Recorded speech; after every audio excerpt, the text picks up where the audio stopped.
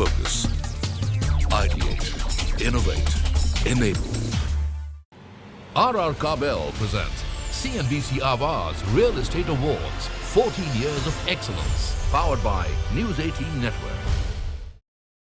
नमस्कार, बहुत स्वागत है आप सभी का आर काबिल प्रेजेंट सीएनबीसी आवाज real estate awards 14 years of excellence powered by news 18 network. तो आपका तहे दिल से स्वागत करते हैं।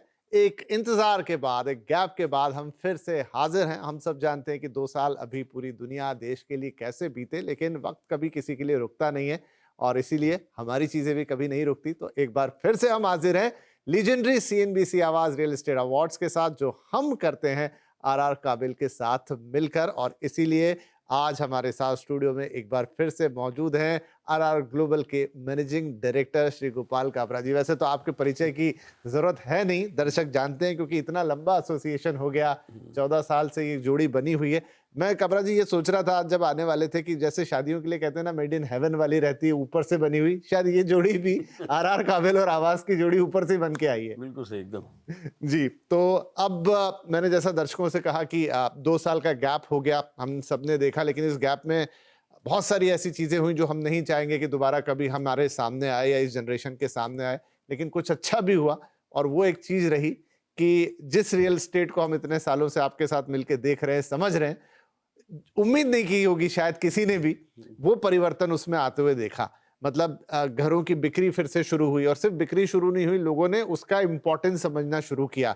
आपको क्या लगता है ये रियल एस्टेट का हिंदुस्तान में जो 2004 और 5 वाला जो वक्त था, वैसा एक बड़ा टर्निंग पॉइंट है जहां से रियल एस्टेट की फिलॉसफी फिर से पूरी तरह चेंज हो रही है? नहीं, ये 2004-5 से काफ़ी अच्छा है।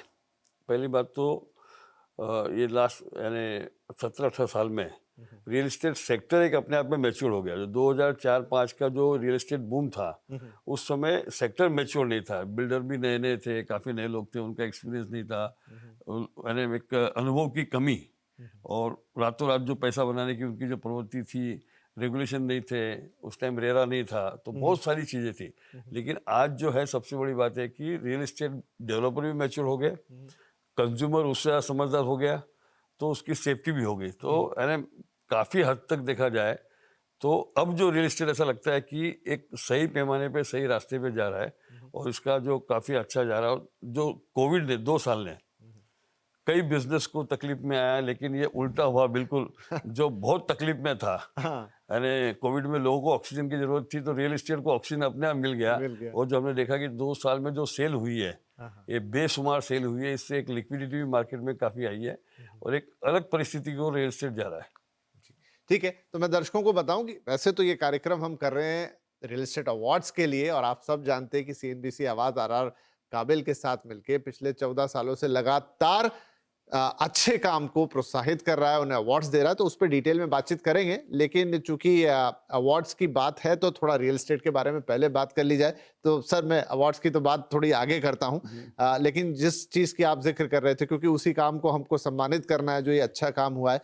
अभी जो 2 साल रहे, तो इसमें जो डिमांड्स के अलग अलग रीजन आए, चाहे तो लोगों को घर की जरूरत महसूस हुई या लोगों को घर का इंपॉर्टेंस पता चला कि भाई अपना घर क्या होता है। क्योंकि पहले हम देखते थे मिलेनियल्स खास तौर पे, उनकी सोच एकदम बदल गई थी कि घर पे क्यों इतना बड़ा पैसा लगाना है, क्यों इतना बड़ा लोन लेना है, हम घूमेंगे फिरेंगे, लाइफ को एंजॉय करेंगे। आपको लगता है ये जो चेंज आया है सोच में कि नहीं अब एक अपना घर शायद सबसे पहले इंपॉर्टेंट है, ये स्थायी है या फिर थोड़ा समय बीतेगा और हम देखेंगे लोगों के विचार बदलेंगे? जी देखिए, ये अब ऐसा लगता है कि सही हो गया, क्योंकि पहली बार जीवन में जो भी है, जितनी भी उम्र हो, जिसकी भी हो, एक जो पहला 3 से 6 महीना था कोविड का, उसके बाद में तो फिर भी थोड़ा काम की गति बढ़ी, कुछ कुछ सेक्टर जगह चालू हो गया, बाकी हो गया। लेकिन जो पहले 3 से 6 महीने में जो लोगों को एक सोचने का मौका मिला, और हर घर में कोविड किसी न किसी रूप में, चाहे 1 को आया, चाहे 2 को आया, जो 3 का आया, तो उसका मल्टीपल इफेक्ट होने के कारण से, और पहली बार परिवार में लोगों को साथ में बैठ के बातचीत करने का मौका मिला। और कोविड में छोटे घर से नुकसान क्या है, ये बहुत समझ में आया। क्योंकि उधर एक व्यक्ति को खुद को भी अपना काम करना, उसकी पत्नी भी आजकल जॉब करती है, उसको भी करना है, 2 बच्चे होते तो घर में 4-4 लोगों का एक साथ में ऑनलाइन, चाहे आप स्कूल पढ़ाई कर रहे हैं, चाहे ऑफिस का काम कर रहे हैं, तो डिफिकल्टी सारी आई। और एक स्पेस क्या होता है और क्या स्पेस होना चाहिए वाकई में, इसका एक महत्व समझने के कारण से वाकई में डिमांड आई है। और जो कोविड के 6-8 महीने बाद जिस ढंग से बिजनेस चला, जिस ढंग से शेयर बाजार चला, जिस ढंग से कमोडिटी साइकिल पूरी चेंज हुई, तो लोगों के पास वास्तव में एक पैसा भी आया। और कुछ सरकार, जैसे महाराष्ट्र सरकार ने स्टैम्प ड्यूटी कम कर दी, बिल्डरों ने भी एक तरफ से अपनी इन्वेंट्री कम करने के हिसाब, तो एक सारे चीज़ों को देखा जाए तो मेरे को ऐसा लगता है कि अब ये लोगों के अंदर से जो मन जाग गया है कि एक अपना स्वयं का घर होना चाहिए, अच्छा घर होना चाहिए, ताकि हमारा एक जीवन अच्छा हो। तो ये एक जो विचार बदला है, इससे लगता है कि एटलीस्ट 10-15 साल तक तो कम से कम ये रहेगा। ठीक है। एक यहाँ एक और आप जवाब दे रहे थे, उतने मेरे मन में ख्याल आया कि क्योंकि आपका वायर का बिजनेस है और हम तो यहाँ पर जो इनाम देते हैं CNBC आवाज आरा काबिल रियल एस्टेट अवार्ड्स में, वो डेवलपर्स की तरफ से बने हुए घरों में रहते हैं, लेकिन आपका तार तो उन तक सीमित नहीं है, वो तो पूरे देश में बिकता है और उन्हें वो लोग भी खरीदते हैं जो इंडिविजुअल अपना घर बनाते हैं। तो क्या जो Tier 2 Tier 3 सिटीज है जहां पर आज भी लोगों को प्लॉट लेकर घर बनाना अच्छा लगता है, वहां पर भी ये आपने डिमांड बढ़ती हुई देखी जहां लोग खुद का घर बनाने के लिए आगे निकल रहे? बिल्कुल डिमांड बढ़ रही है, क्योंकि लोग क्या है कि यानी जिनके पास जमीनें थी उन्होंने अपना घर बना लिया। और जो एक क्या 2-3 चीज़ें हुई कि लॉकडाउन में 2 हुआ फायदा, आप समझना चाहिए कि बहुत कम कंपनियां जिन्होंने पगार काट ली, लेकिन अधिकतर हिंदुस्तान के कॉर्पोरेट जगत को बधाई देनी चाहिए कि जिन्होंने लोगों को पगार नहीं काटी, तो लोगों की पगार पूरी मिली, खर्चे बिल्कुल नहीं हुए, ना शॉपिंग, ना घूमना या बाकी आउटडोर करना, वो सेविंग भी हो गई और ये आवश्यकता भी हो गई। तीनों का जो समावेश हुआ तो ये घरों की डिमांड काफ़ी बढ़ी। दूसरा, कुछ जगह जैसे अगर दुबई को देखा जाए, एग्जाम्पल है, यहाँ के लिए कितना फिट होता है बात नहीं अलग है, कि दुबई में आप देखेंगे तो हाई राइज बिल्डिंग के इतने भाव नहीं बढ़े, बंगलोज के भाव ज्यादा 2 साल में लगभग 2 गुना से 2.5 गुना हो गया। तो ये भी कहते हैं कि कोविड के जो हाई राइज बिल्डिंग में कोविड की बीमारी ज़्यादा बढ़ी। तो विंग कोई विंग तो हुआ, तो ये भी यानी एक अलग है। तो सबसे बंगलों की डिमांड है, लेकिन जो बड़े शहरों में तो बंगले असंभव है, लेकिन जो Tier 3 Tier 4 सिटी में बंगलोज की डिमांड भी काफ़ी है और काफ़ी हिसाब से हमारी मार्केट भी काफ़ी अच्छी है। चलिए, तो एक नया पर्सपेक्टिव जुड़ा, तो हम कोशिश करेंगे कि इस बार उन मार्केट्स को भी देखें और वहां से कुछ अच्छा मिलता है तो उन्हें भी सम्मानित किया जाए। अब एक, जैसे आपने कहा, 3-4 चीजों का समावेश होता हुआ यहाँ पे दिखाई दिया और उसमें एक बड़ा फैक्टर था इंटरेस्ट रेट होम लोन के, जो हिस्टोरिक लो पे गए, 5 और 6% के बीच में आ गया। जिनके सिबिल स्कोर अच्छे थे उन्हें तो काफी सस्ता मिला, लेकिन अब हम देख रहे हैं कि लगातार जो आर्थिक परिस्थितियां हो रही हैं देश में, दुनिया में, उसकी वजह से इंटरेस्ट रेट ऊपर चढ़ रहे हैं और अब वो करीब 8 और 9% के बीच आके कहीं टिक गया है। क्या ये चीज अब अभी तक जो लोग घर खरीद रहे थे, जितने अच्छे नंबर्स हमने बनते हुए देखे, उस पर कुछ इम्पैक्ट डालेगी? थोड़ा सा इम्पैक्ट हो सकता है, लेकिन साथ में ये भी सोचना चाहिए कि हमको एवरेज सैलरी इंक्रीमेंट वो लगभग 7 से लेकर 10-12% तक होता है। तो एक तरफ आपकी इंटरेस्ट की कॉस्ट बढ़ेगी, उसके सामने आपका जो एडजस्टमेंट है, जो आपकी सैलरी की इंक्रीमेंट हो रही है या बिजनेसमैन की जो इनकम बढ़ रही है, तो वहाँ कहीं तो भी ये एडजस्ट होते हुए दिखाई देता है। लेकिन जो मानसिकता बनी है, इसलिए आप देखेंगे कि जो मिडल और हायर क्लास के घर इस बार पहली बार, यानी जो हम भी रियल एस्टेट में देखते हैं, RR काबिल को हमको 22 साल हो गए, अपन ये अवार्ड्स, भले ये 14th अवार्ड, लेकिन हम 17 साल से कर रहे हैं, बीच में 2 साल गैप हो गया।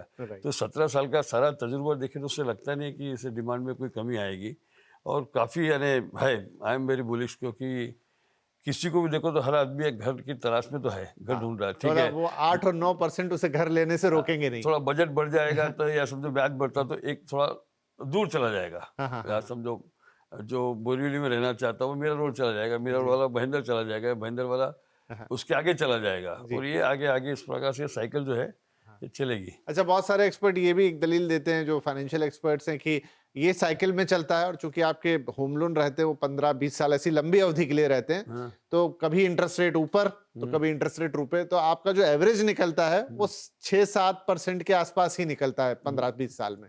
ये बात भी पक्की है कि ये जो इंटरेस्ट रेट है ये पीक है, क्योंकि अमेरिका में भी जो लोग बोल रहे हैं कि ये इंटरेस्ट रेट जो है ये पीक हो गया, अब इसके बाद धीरे नीचे जाएगा। इन्फ्लेशन को कंट्रोल करने के लिए हर देशों ने अपना इसको ब्याज को बढ़ाया, चाहे अमेरिका है, चाहे इंग्लैंड है, या चाहे इंडिया है। इन्फ्लेशन को मैनेज करने के हिसाब से किया है, और इंडिया इन्फ्लेशन के माध्यम से बाकी देश के मुकाबले काफ़ी वेरी वेल मैनेज्ड है। तो मेरे को लगता नहीं है कि इसके बाद कोई इंटरेस्ट रेट बढ़ेगा। अब आगे चल के भविष्य में, जैसे आप भी करें ये 15 साल का 20 साल का स्पेक्ट्रम देखते हैं तो वापस एवरेज नीचे आना ही चाहिए। आना चाहिए, वो भी है। और शायद बैंक्स जिन्होंने इतने लोन बांटे इस समय, सारे बैंक्स के रिजल्ट देखिए एक से एक शानदार आ रहे हैं, हाँ। तो उनको भी लगेगा कि उनका जो होम लोन पोर्टफोलियो है वो बरकरार रहे और बढ़ता जाए। तो शायद हो सकता है आने वाले समय में अगर आरबीआई कोई राहत देता है तो तुरंत आपको इंटरेस्ट रेट नीचे आते भी हाँ, क्योंकि बैंक के लिए होम लोन सबसे सुरक्षित है। सुरक्षित है। हाँ। बिल्कुल कोलेटरल के साथ है। तो ये तो काबरा साहब एक नजरिया हुआ रियल एस्टेट को देखने का, जहां पर हमने हाउसिंग को देखा। कुछ और सवाल भी रहेंगे हाउसिंग के, अगर समय ने इजाजत दी तो मैं आपसे पूछूंगा, लेकिन आपसे थोड़ा कमर्शियल रियल एस्टेट या रिटेल रियल एस्टेट के बारे में भी अंदाजा लेना चाहूंगा। हाउसिंग ने इतना अच्छा किया अब क्योंकि लोगों की आवश्यकता से जुड़ा मामला था, जीवन से जुड़ा मामला था, ज्यादा बातें हुई, लेकिन कमर्शियल ने भी क्या इसी के पैरेलल काम किया, उसके जिक्र शायद इतना ज्यादा आया नहीं। देखिए, कमर्शियल का अगर देखा जाए तो कमर्शियल में तो रिकॉर्ड टूट गया। अच्छा। यानी पहली बार इतिहास में ऐसा हुआ कि अमेरिका से ज़्यादा हाँ हाँ। भारत में कमर्शियल स्टेट का रियल एस्टेट का तो सेल हुई है, लीजिंग हुई है। ओके।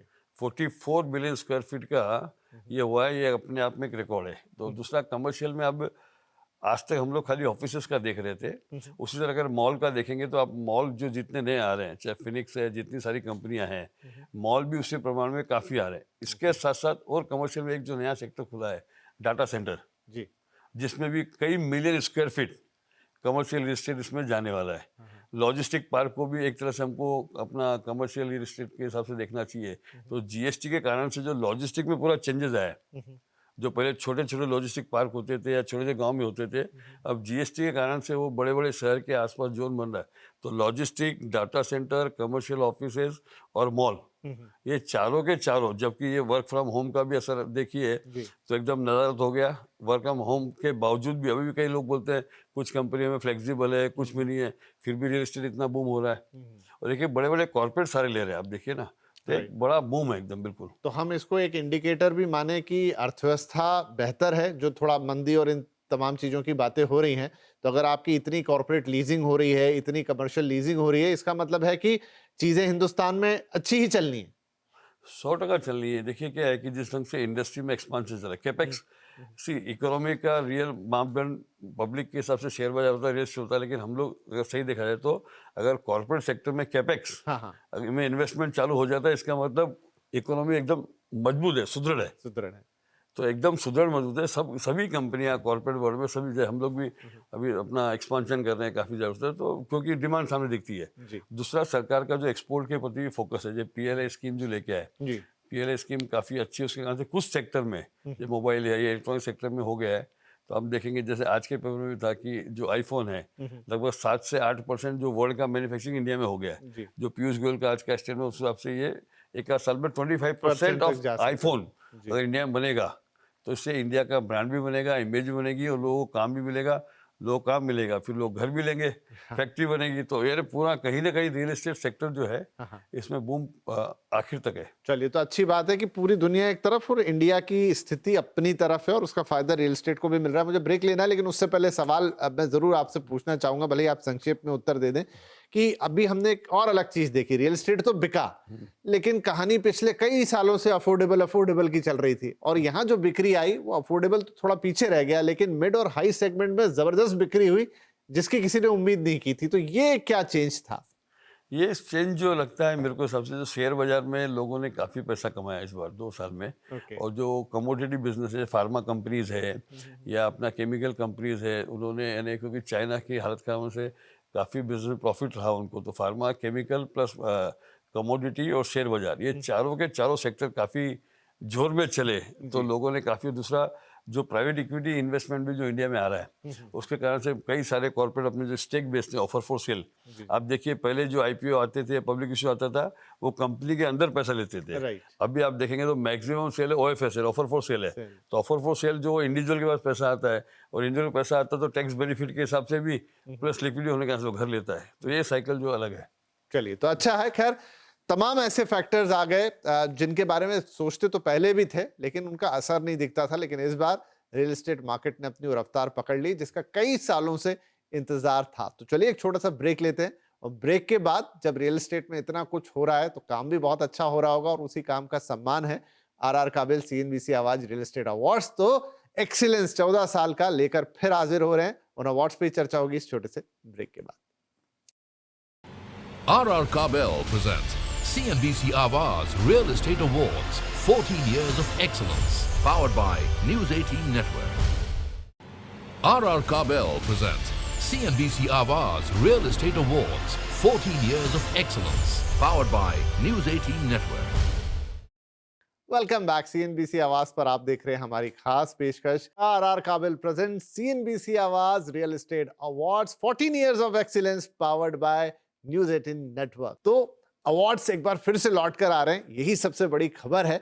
2 साल का गैप जरूर रहा क्योंकि वक्त बहुत अलग था, काम बहुत सारा हुआ है, उसी को सम्मानित करना है और सम्मान मिलकर देंगे सीएनबीसी आवाज और आरआर काबिल। ये 17 साल की, आपने कहा 2 साल का गैप अगर हम गिन ले तो 17 साल का ये साथ हो गया। 14 साल का एक्सीलेंस लीगेसी, शानदार अवार्ड्स। इस सफर को मैं आपसे कहूंगा आप कैसे देखते हैं, फिर हम आगे बढ़ेंगे इससे। देखिए, इस सफ़र का सबसे अच्छा एडवांटेज ये हुआ कि बिल्डर लोगों के अंदर एक अच्छे काम करने की भावना, अपने उनको मन में विचार आया कि अवार्ड, क्योंकि ये सबसे एक बात तो पक्की है कि आरआर काबिल सीएनबीसी रियल एस्टेट अवार्ड जो है ये सबसे ट्रांसपेरेंट है, मोस्ट लीगलाइज है, जिसमें यानी किसी की इन्फ्लुएंस कभी आज तक काम आई नहीं, ना कोई इन्फ्लुएंस के लिए कोशिश भी करता है, क्योंकि इसमें दोनों ही आरआर काबिल सीएनबीसी दोनों ने अपने आप को एकदम कर रखा।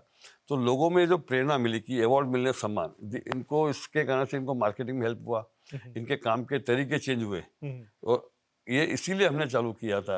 आरआर काबिल का प्योर ये भावना थी शुरू से कि इससे हमको बिजनेस की उम्मीद नहीं। आज भी हमारा रियल एस्टेट में सेक्टर में बिजनेस 7 से 8% है, क्योंकि हमारा 70% रिटेल बिजनेस है, बाकी एक्सपोर्ट होता है। इसके बावजूद भी हम इसलिए कर रहे हैं कि इस सेक्टर को मजबूत किया जाए ताकि देश की इकोनॉमी अच्छी हो जाए, और साथ ही लोगों को जो घर, क्योंकि हिंदुस्तान में हम ये देखते हैं कि एक आदमी अपनी सारी जीवन की मेहनत का एक कमाई का हिस्सा पूरा एक घर में लगाता है, तो एक अच्छा काम है। इस हिसाब से हमने इसकी शुरुआत की, तो इसका आज लोगों को भी फायदा हो रहा है, कंज्यूमर को भी और बिल्डर को, दोनों को फायदा होता है। सही बात है, बिल्डर को ये अपने अच्छे काम के लिए प्रशंसा मिलती है और कंज्यूमर को एक गाइडेंस मिलता है कि कौन अच्छा काम कर रहा है। अब इस साल मुझे लगता है थोड़ा चैलेंज होगा क्योंकि 2 साल का वो बैकअप इकट्ठा है, और इत्तेफाक से यही वो 2 साल रहे जब रियल एस्टेट ने बहुत अच्छा किया, तो जो पुराना स्टॉक था वो बिक के खत्म हो गया और ढेर सारे नए लॉन्च हुए। काबरा जी, तो क्या लगता है इस बार आपको थोड़ा चैलेंज ज्यादा रहेगा और कॉम्पिटिशन भी ज्यादा रहेगा?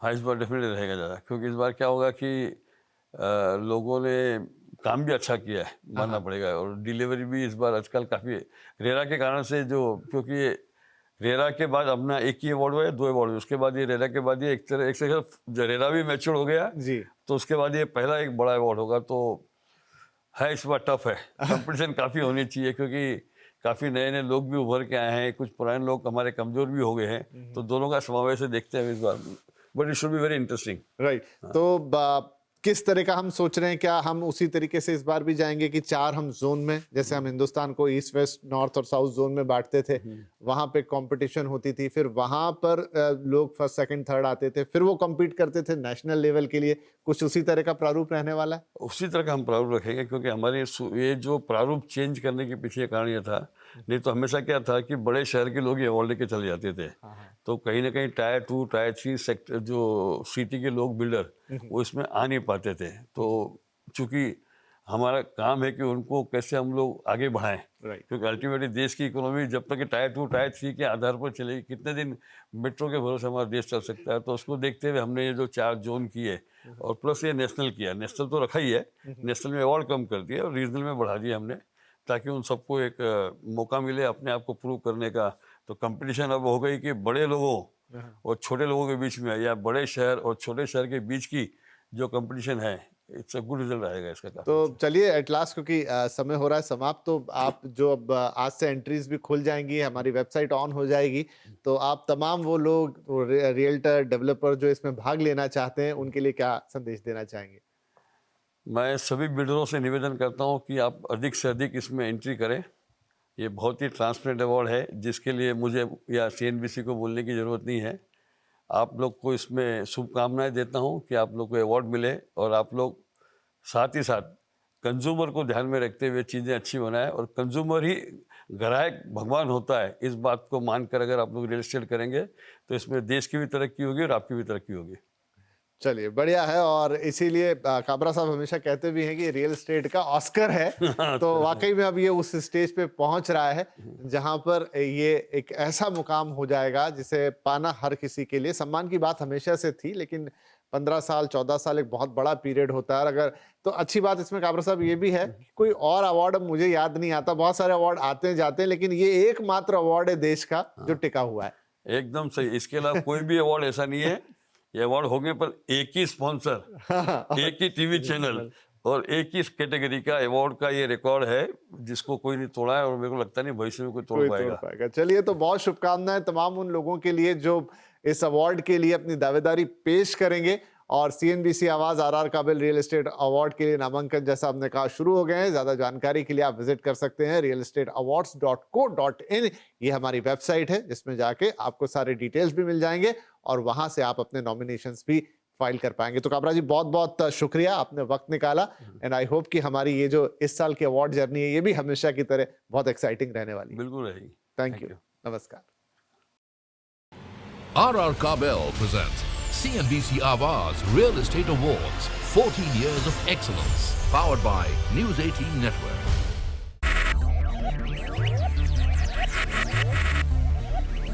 Focus, ideate, innovate, enable.